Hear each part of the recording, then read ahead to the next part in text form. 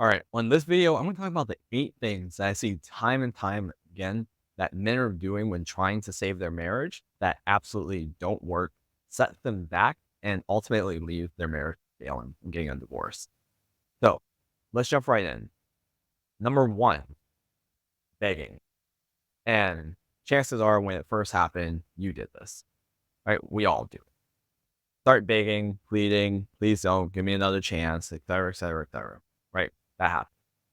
But even after that initial phase of it, it starts happening very subtly again and again and again.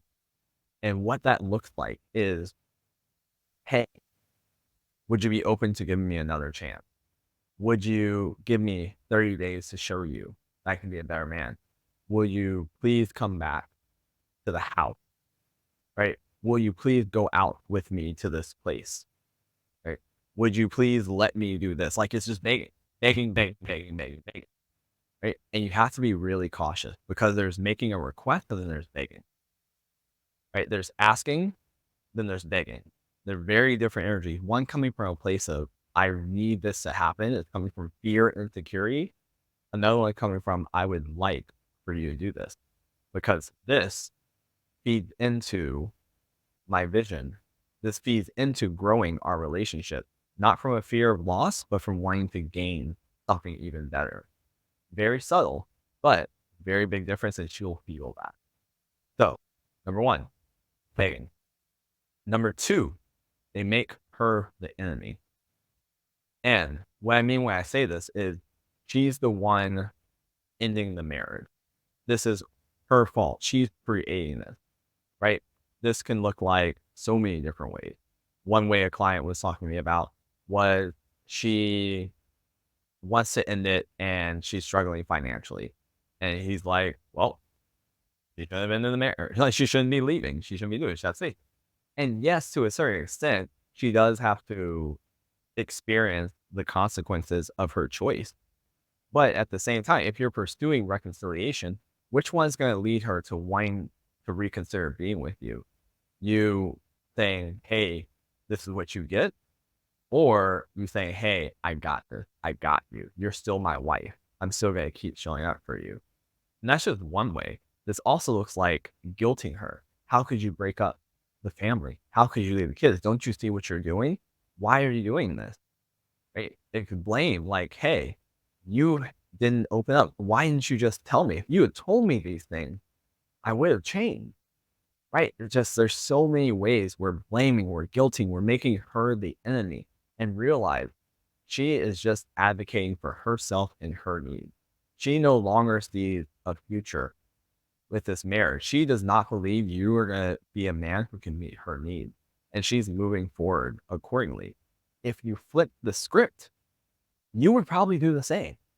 And I'm not saying you would break your integrity and your morals to end the marriage, but if you went for likely the 5, 10 years she's been going without having her needs met, you probably would have left a long time. So don't blame her. Make her the enemy for something that you probably would have done even earlier. That's number two. Number three, they go into a wait and see pattern, right? So I'm just going to give her space and see what happens.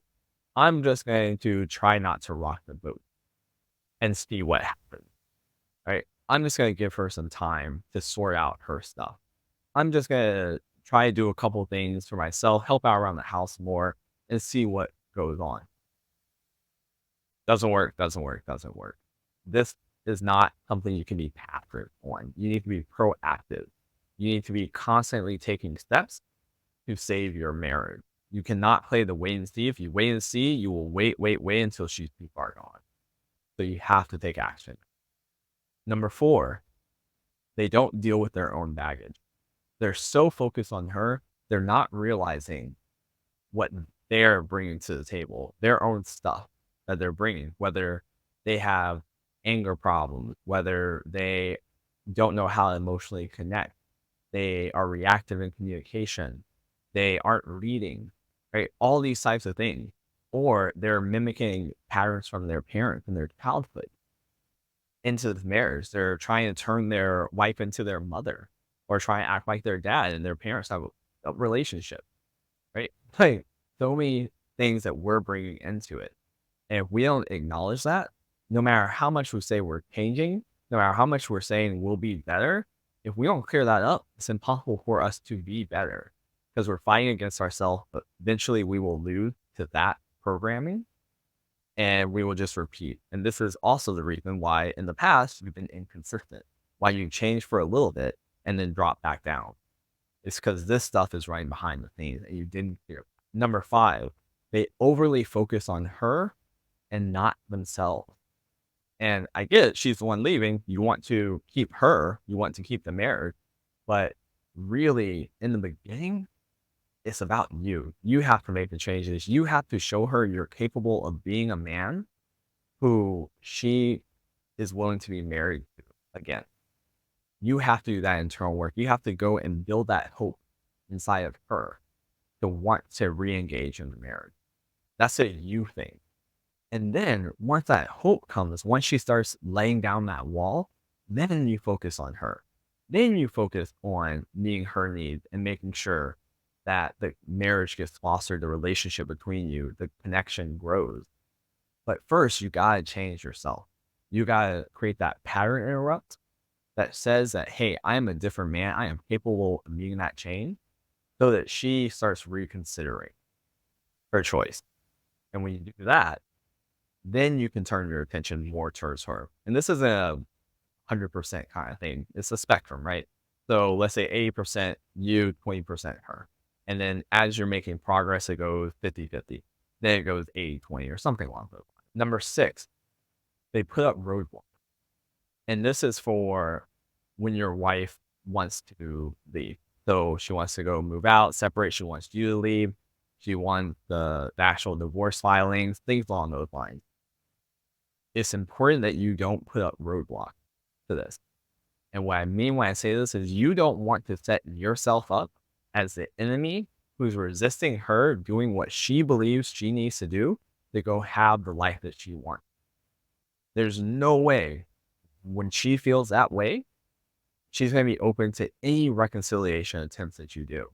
And know this one's hard because if she's sending you divorce papers to file, you're like, I don't want to get a divorce. Why would I do this? Or if she's saying, hey, you separate, I want you to go like coordinate and figure this out. You're like, I'm not doing that. You're the one that wants to do it. And there's a fine line here. You want to make it clear it's not what you want, but you're also not going to be the person who moves it forward. You won't put up roadblocks, but you're not going to be the person who's driving it forward. That's really important to communicate. Like, you do whatever you need to do. I'm not going to get in your way, but I'm also, because I don't want this, I'm not going to put effort towards it. Anything you bring me, I will do. Right? You bring papers, I will file it. Right? Do this, I'll do whatever needs, but just be aware that I'm not going to be the one who's driving this forward. This is your choice, your decision. It's not what I want. So you have to be the driver, but I'm not going to get in the way. Okay. Number seven, they get complacent. And I see this more with men who have kind of gotten out of the crisis, the immediate crisis, where she's like, okay, let's feel it out. Let's see what happens. Maybe we can slow things down or whatnot. And then they start working on it and then they kind of just trail off, right? They stop. And it's because they're not in crisis anymore. The pain not there. And they didn't have a real plan of what they were going to work on. So when the pain is gone, the focus leaves and they get complacent. They get in the status quo. Or they're so afraid of rocking the boat even more because they just got things like here that they don't want to do anything that they feel like is going to send them back to that hell. They just can't. So that doesn't work. You can't be complacent. You can't passively save your way to your marriage. You can't passively build the marriage of your dreams, the marriage that will make you truly divorce proof. That's not a strategy. Like, that's just not going to work 0% of the time. Which brings us to number 8, passivity. The number one thing I see men doing that makes sure that divorce happens is they're passive. They're not willing to play to win. They're playing not to lose. They're playing so that they don't lose their wife, lose their marriage, versus winning her back, winning and creating the marriage of their dreams, where she had to be crazy to want to leave. They're feeling like they're walking on eggshells and they don't want to break one of them. And it just shows up and it causes so much damage, both to your confidence, to your ability to handle difficult situations, to setting boundaries when that's necessary, to being vulnerable and asking for a date later down the line. All these things, just playing not to lose versus playing to win, which is being passive. So you got to go for the goal. You got to treat this like this is your moment. This is your championship. You got to put all on the line. You got to bet it all on black, baby. You got to do what you got to do. All right. So don't be passive, be proactive. And that's what I got for you. Okay. Those are the 8 things.